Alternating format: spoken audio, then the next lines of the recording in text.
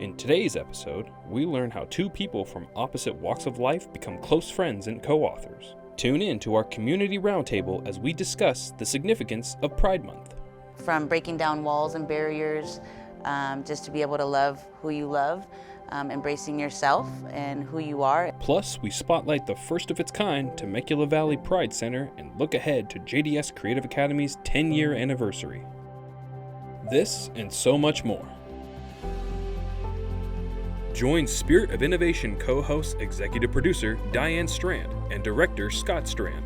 Scott and Diane are the co-founders of the nonprofit JDS Creative Academy, co-owners of award-winning JDS Video and Media Productions Incorporated, JDS Actors Studio, and the co-authors of the best-selling book, Show Business, Breaking into the Industry as an Actor.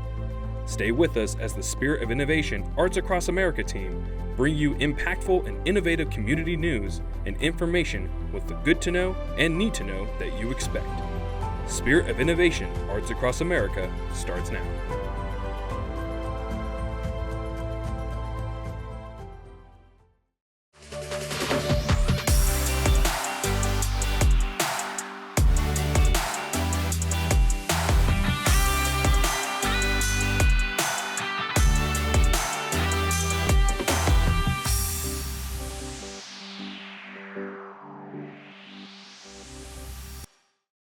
Welcome to June's Spirit of Innovation Arts Across America. There's so much to celebrate in June. Juneteenth, Father's Day, and the start of summer. June is a fun month to dive into, and we have an exciting show scheduled for you guys. And not only is June all the things Diane just talked about, it also is Pride Month. We have several wonderful segments highlighting what Pride is all about, and we also look at some of the challenges the community faces.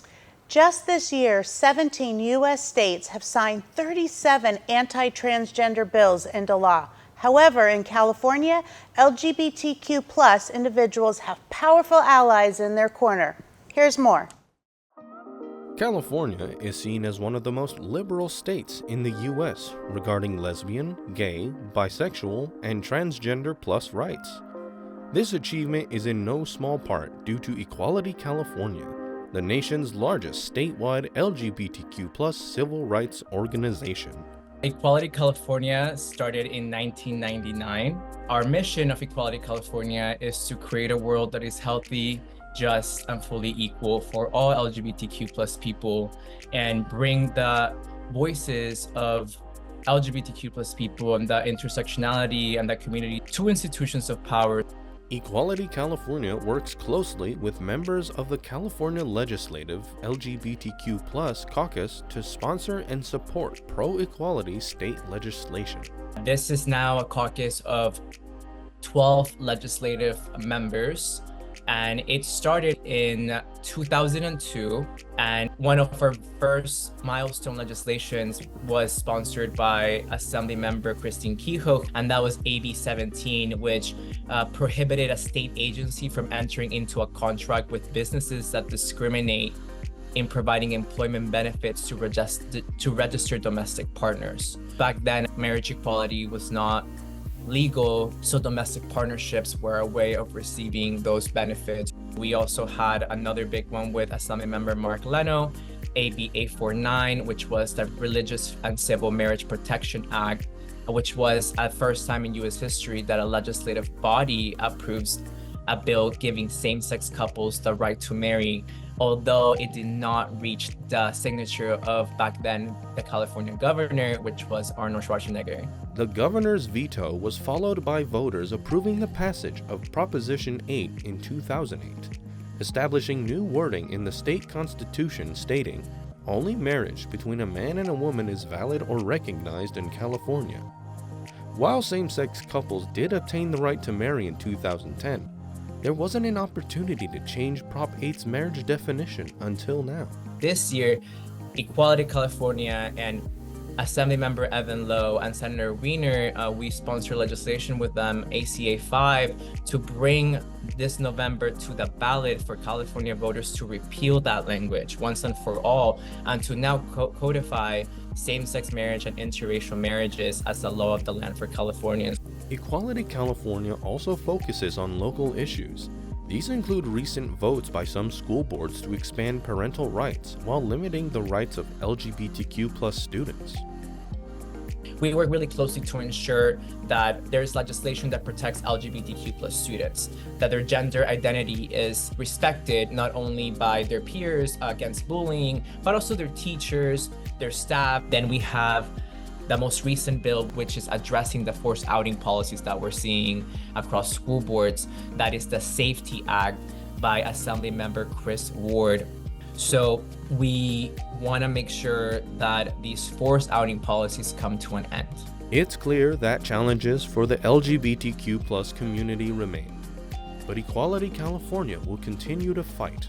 They encourage everyone to help where they can, especially at the ballot box. This is the time and the year saying election year to be proud of who we are and to be bold and vote people out and show up to the polls and speak up against people who are trying to silence us. If you want to learn more about the Equality in California and all the work that they do, go to Spirit of Innovation Arts Across America website where you can find more information. Moving on to the need to know, we want to share some facts about the meaning of Juneteenth. Juneteenth is the longest-running African-American holiday and is often referred to as our country's second Independence Day. The holiday celebrates the end of slavery in the United States. On June 19, 1865, 2 years after the Emancipation Proclamation was enacted, federal troops arrived in Galveston Bay, Texas, and declared that 250,000 enslaved African Americans were officially free. Juneteenth became a federal holiday in 2021. That was a good day. Yeah. In honor of Pride Month, we want to offer some tips on how you can support the LGBTQ plus community.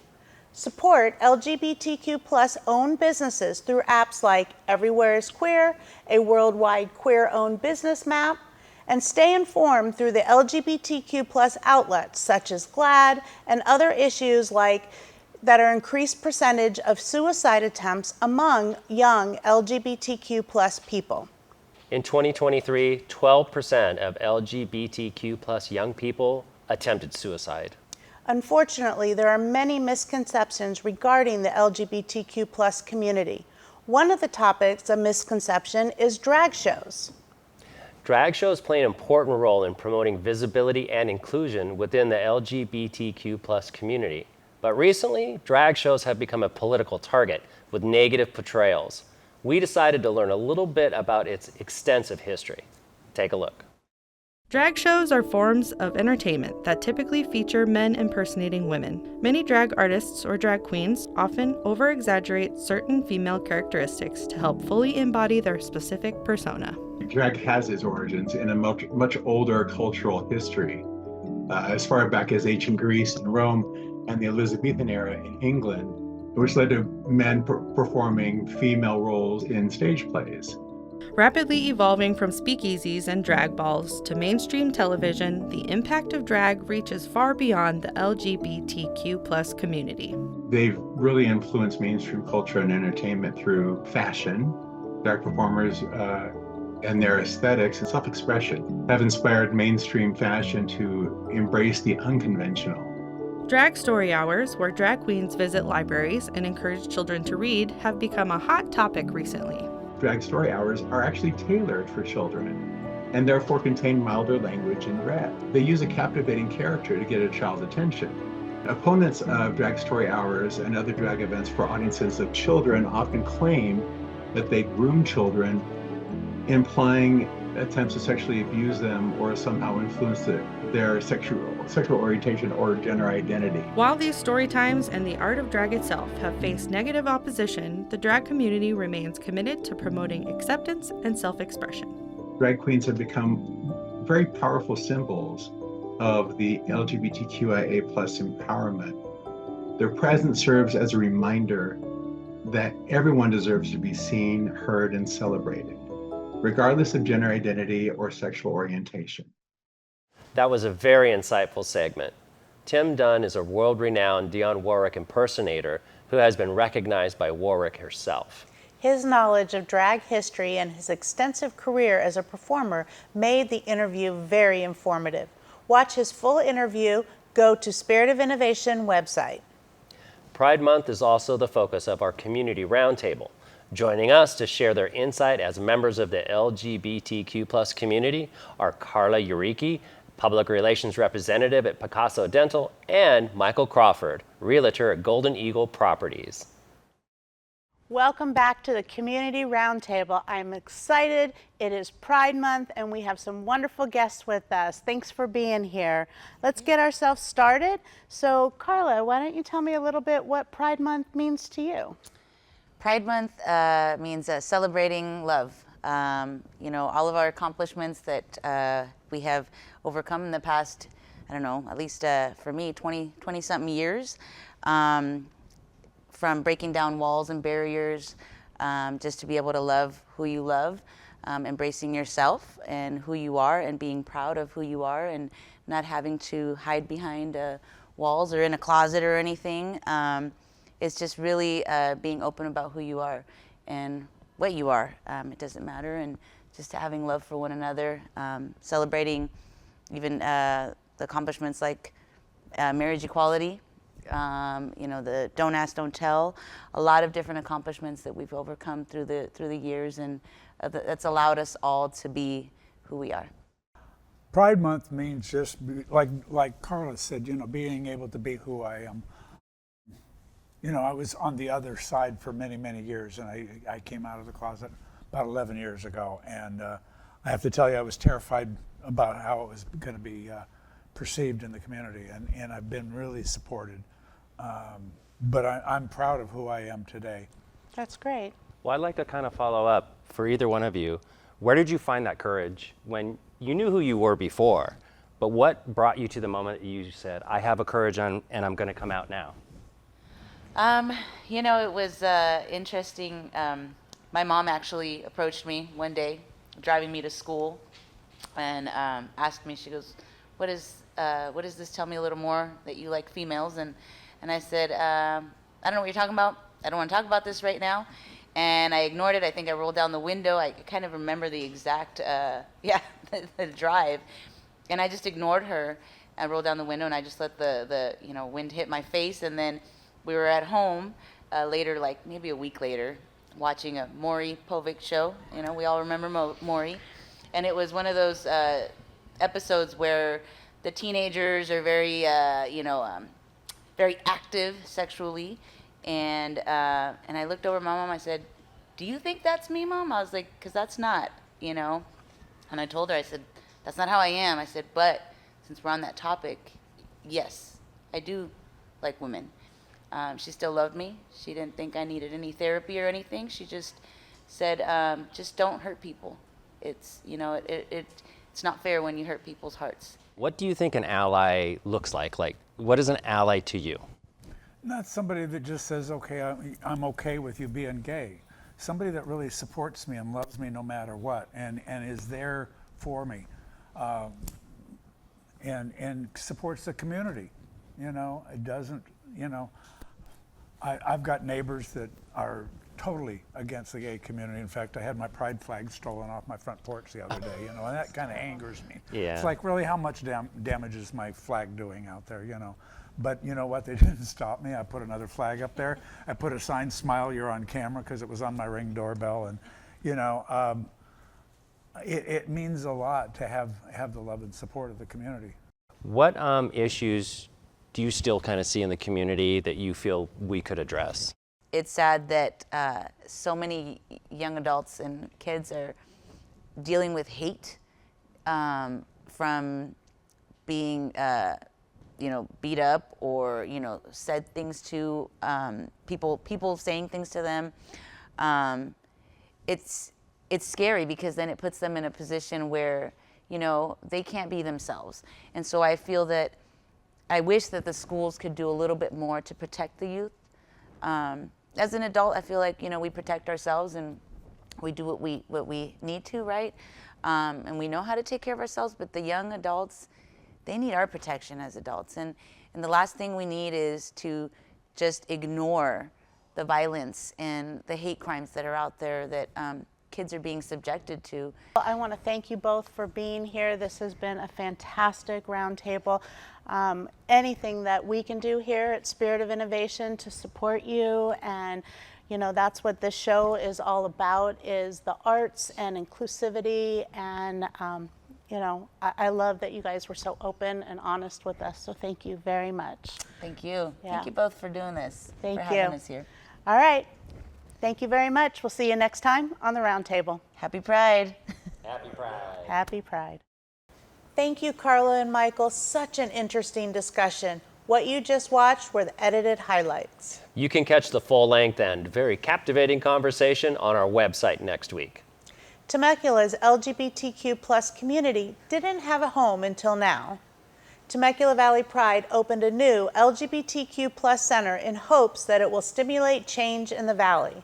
The new Temecula Valley Pride Center is a safe space for LGBTQ Plus individuals of all ages. This is a goal that was 7 years in the making. Here's the story. Over 300 people attended the Temecula Valley Pride Center's grand opening on May 18th. It was a warm welcome for the area's first LGBTQ Plus community center, which leases a space from Murrieta's United Church of the Valley. To have finally put a foot in the door and cracked open the door to even this small a center is significant. Hopefully we can grow that, and it'll be a resource and a home. We want our community, our LGBT family in the area, to have an identity and be able to, like the Pride Center or even our organization, be able to point at it and say, this is ours, this is something that we can identify with. 7 years ago, the lack of representation turned a wishful conversation between friends into the creation of the Temecula Valley Pride organization. Our comment was always, somebody should. Really, somebody should start something. We looked at each other and we thought, maybe it should be us that start something. We went from there to starting a Facebook page. Someone volunteered to build a website for us and host it, and we created a board, and it just kind of snowballed from there, and things just fell into place. Over the years, Temecula Valley Pride members have found fun and creative ways to socialize and become involved in the community. We do movie nights. Bowling has been another fun event that we've done. Our monthly coffee gathering, always a great audience, you never know. Sometimes it's 3 or 4 people, sometimes it's 30 or 40. Not only that, but we do heavily participate within the local high schools as well as the college GSAs and be an advocate and a resource for them for student demonstrations, protests, and education. Now with the new accepting space, Temecula Valley Pride can expand its services to incorporate health and other advocacy resources. We've talked about having yoga classes. We've talked about having maybe a testing unit come down and do HIV testing, do STD testing. So there's so many things that we want to put into this center, as small and as baby steps as we are at right now. In terms of Temecula Valley Pride and everything that comes in the future, I'm excited to see the change. I do see growth in the future, and we see extended participation as we continue to make a name for ourselves in the region. So to me, that's exciting. That's the reason why we do what we do, is really about getting the opportunity to create a safe space for our community. Temecula Valley Pride's grand opening was a huge success. They had over 300 attendees come out and show their support. We're excited to see what they do in the future. Next up, we have our SOI team members Tyler Perrone and Brian Wong with the Good to Know community information. Here are Good to Know community happenings in June. Looking to become one with nature, RivcoParks is partnering with local libraries to introduce the RivcoParks Library Pass. This program offers free admission to RivcoParks, plus access to special events and other programs. The program's goal is to provide greater inclusion and access to the outdoors. Check out a pass where you check out your books at select Riverside County libraries. In honor of Pride Month, the LGBTQ Plus History and Archives of the Desert is displaying their collection at the Welwood Murray Memorial Library in Palm Springs. This community-based archives documents and preserves the history of the LGBTQ community in Palm Springs and the Coachella Valley. The exhibit runs through June 30th. The Inland Empire Prism Collective is also doing big things for Pride Month. Their IE LGBTQ Plus Conference 2024 provides insightful discussions, engaging workshops, and networking opportunities. The event will be held at the Norman F. Feldheym Public Library in San Bernardino on July 20th. Looking for something fun to do this 4th of July? In Old Town Temecula, the 4th of July extravaganza will feature festivities, including a parade, live music, food vendors, and more. The all-day event will conclude with a fireworks show at Ronald Reagan Sports Park at 9 p.m. No one could have guessed that when a conservative politician met a transgender barber, they would have become not just friends, but co-authors. Team member Aaron Porras has more.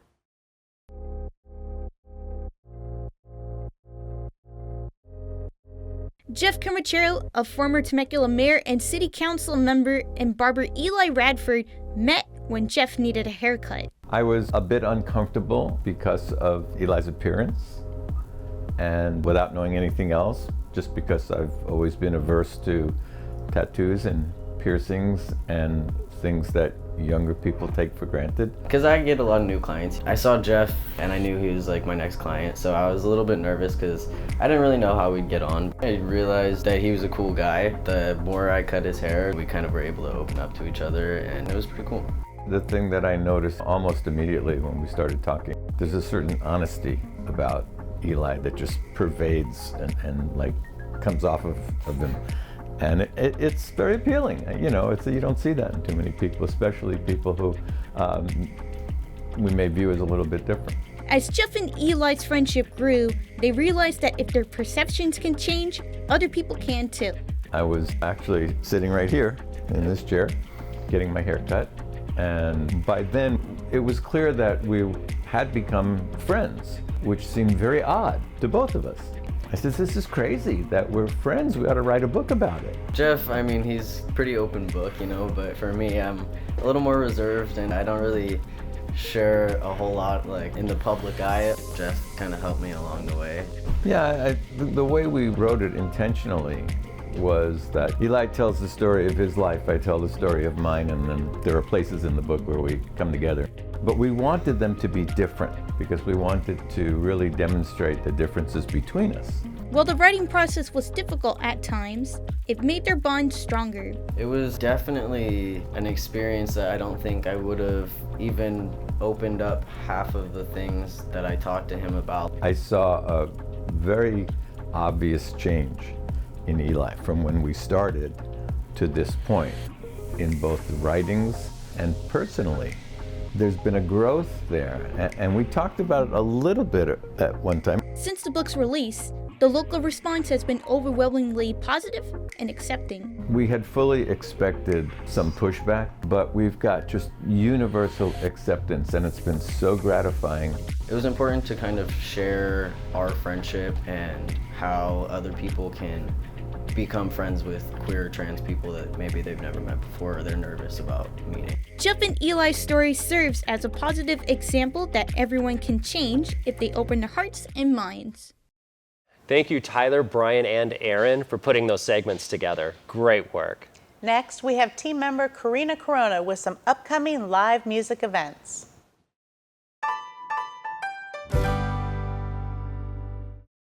Hi, welcome to Karina's Corner. I'm excited to share some great and fun summer music events happening in Riverside County. In Temecula, enjoy a night of rock music with the Why Not tribute to Rush at Mount Palomar Winery on July 13th. Don't miss country artist Miranda Lambert performing at Yamava Casino on July 21st at 8 p.m. Come to Fairmount Park in Riverside for a free 24-karat Magic Bruno Mars tribute on July 24th from 6 to 9 p.m. There's lots of great summer concerts to look forward to. Back to you, Scott and Diane. Thank you, Karina. Excellent job as always. They do some really great work. They work really hard at it, and you can tell. They do. The training, and now they're excelling into internships. So proud. Before we wrap this episode, we want to share some exciting news. August, we will be celebrating JDS Creative Academy's 10-year anniversary. Can you believe it? I can. It's been a fantastic 10 years. It really has been. And we're thankful to have been able to accomplish so much. Yes, it's been a good decade. Come on a journey with us as we celebrate the milestone and take a look back at the last 10 years. JDS Creative Academy is a vision 10 years in the making. Scott and Diane Strand officially kicked off the nonprofit with a red carpet event on August 8th, 2014. Since then, they've kept their foot on the gas. Fall classes launched in August 2014, followed by Script to Stage Summer Camp in 2015, and JDS's first haunted studio a year later. In 2017, JDS Creative Academy debuted its signature event, DigiFest Temecula. This 3-day multimedia extravaganza connects Hollywood with creative talent here in the Valley, now a staple in Riverside County for content creators. 2018 brought many exciting additions to JDS. The multifaceted organization introduced its unique hands-on video production job training program created to assist and train adults with developmental disabilities to develop professional soft skills along with technical skills, creating a career pathway in video and multimedia. JDS designed the first of its kind, local broadcast news and information magazine TV show for Riverside County that now has a national audience, Spirit of Innovation, Arts Across America. As a nonprofit, JDS Creative Academy prioritizes giving back to the community, giving away $10,000 a year through scholarships.